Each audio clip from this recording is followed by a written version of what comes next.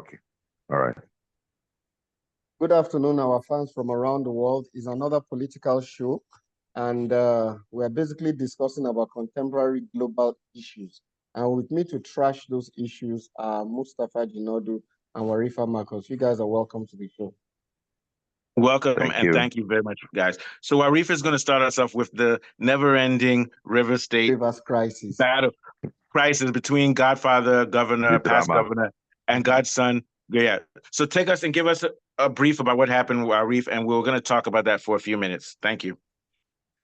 Okay, like I always say, the drama in River State is like a series from one series to another series. Just on Wednesday, before this time, a court in River State, the lower court, said about they are not, since they defected to APC, they are no more a member of the House. But just on Wednesday, the Supreme Appeal Court now said no, that the judgment that was given by the lower court cannot stand. So that is where the whole thing is right now. Now the current House of Assembly member, the Speaker, said they'll be heading for Supreme Court, and so the whole thing is just to and fro, up and down, which I believe will not help the state.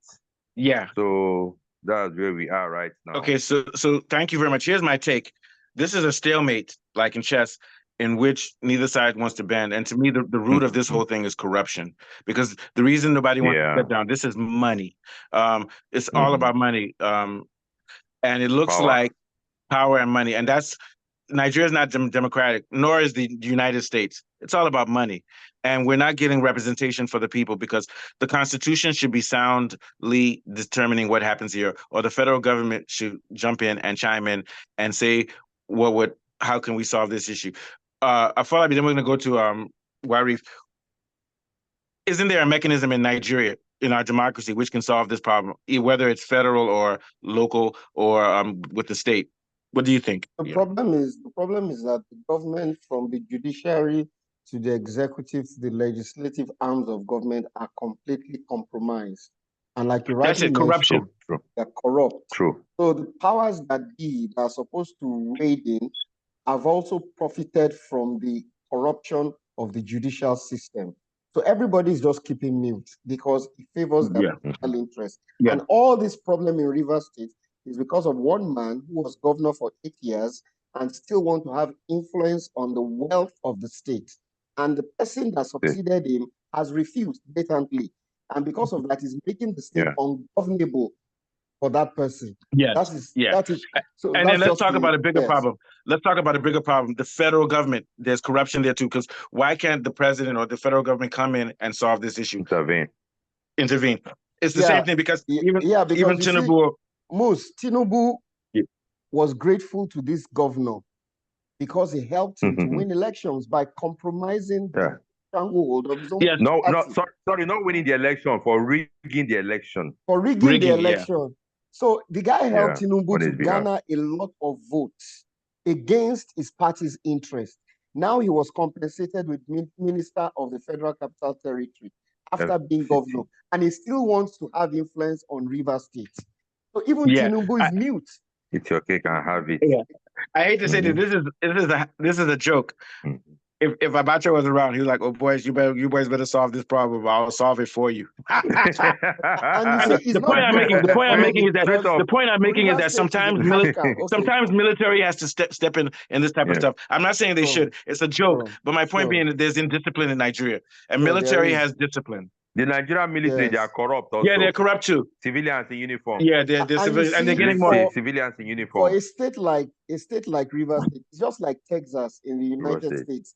Yeah, Texas says we'll do whatever we want. All the oil comes from Rivers State. They account for the GDP of this country to a large extent. So you can ill afford any crisis in that state. So a responsible president should mediate between the warring parties and solve the problem. Be decisive. Say the truth. At least. Unbiased. But the one thing I think, like what Warif said, they're passing emergency orders so that the economy keeps on going. So as long as they keep the economy going and people have transportation and things like that, they just continue to let this thing continue like this. What do you think, Warif? You know, whatever thing that happen in a place, whether good or bad, it will always favor some set of persons. Like what is happening in River State now, it will favor some set of persons. Now, let me deviate a little. Why? So I talked to some of my friends. They are blaming Governor Fubara because why? You already knew who Wike is, how Wike operates. You already know that the man is a desperado. And you went into agreement with him, and now you don't want to keep maybe some of their agreement. I wouldn't know.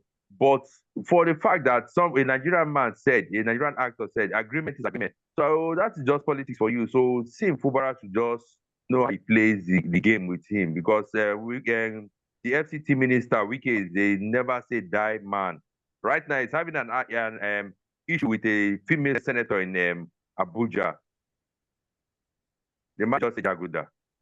Maybe maybe his name is Christian Horner. No, but Mustafa, can I just ask you, has there ever been this kind of scenario? A Democrat publicly stands up and say, "Oh, I'm leaving the party. I want to become a Republican," and influences like a third of the House to defect to another No, party. it doesn't happen in the U.S. It doesn't happen in the U.S. So why they did that was to compromise the influence of the governor so that they can act against to change it. It is very, and it goes to show you that now is that they will lose their seat. Yeah, but you know, there's something similar. There's something similar. Donald Trump hijacked the Republican Party, and the Republican Party actually wants the Democrats to win to get him out, so it won't spoil their business. It's the same type of thing. Yes, it's something you get my point. Yeah, personally, but it can't happen in the U.S. because there's too much. So my thing is that in Nigeria, we go back to this. The only way we can fight corruption is for the people at the ground level to fight it. We need a labor union. We need a people convention. We need a people's party. That if you don't do that, there's no men in power. I'm not talking bad about men in power, but you can't force them to change unless you band together and give them reasons to change, which is that we will revolt. And if we revolt, it's the same thing. It's the same thing in the U.S. when they killed George Floyd. Everybody was on the streets shouting. So everybody said, "Okay, we'll check the police." In the US, I decided to join a party because of its ideology, its principles. For the most part, But in Nigeria, I joined a party because of money and personal interest. Okay, but what do you think about this guy? Do you think OB? I know OB left PDF. Do you think OB is an ideologue, though? Do you think he stands for actually justice or a little bit? I know everybody's corrupt. He's probably corrupt. Very principled, and his record as governor of Anambra State. And I think he needs to start a people's party. He needs to start a people's party. He left Anambra State as governor on a clean slate. The records are there. He left the government of Anambra on a very firm financial footing. In fact, they had excess of credit when he left the place.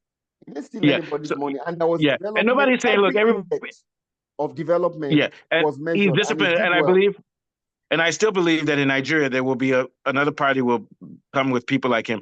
But when he finally does it, they're going to try to find I'm not going to say they're going to get rid of him, but they're going to find a way to bring him down, like they brought Sarawiya. I'm not saying they'll kill him. They won't kill him. But they'll discredit him, or they'll make up lies about him because they'll frame him up. Yes, they'll frame him up. They'll frame him up. Okay. Yes. Thank you. So we're gonna end with Warif because I have to go to work. So we're gonna do Biden, but we'll do Biden tomorrow. Warif, what are your last thoughts on this thing as we continue? Yeah. Okay. I just want them to know that Rivers State is bigger than any politician. They should, and the Supreme, what's it called? The judges, the judiciary. They should do the right thing, say the truth, do the right thing, don't favor anybody. If not, Rivers State will continue to suffer, going in a cycle. Yeah, thank you very much. And I agree with you. And we want to say that we all love Nigeria. Even though I'm in DC, I still belong to Nigeria and I'm there. So I want to say thank you very much, Warif, who is the one that has brought up this discussion. And thank you, Afolabi, for your great points, which led to the conclusion that we need in Nigeria to have a people's union. And I want to say once again, much honor to Obi, and hopefully people like him, it doesn't have to be him, people like him can start to have more political power in Nigeria. Last words, Afolabi, take us out. Yeah, so basically I just want the government and the president to wade into this crisis so that there can be some semblance of government in Rivers State. The people want to be properly governed, they're not enjoying their governor. So I think the president should do something about it so that they can be peace at least. So thank you very much. Thank you very much. From around the world. It's been a wonderful session once again. short as it is, but was thoroughly entertaining. We look forward to another wonderful session. Thanks, Mustafa. Thanks, Warith. And it's bye for now. You're welcome. And like and subscribe. Good night, guys. Okay.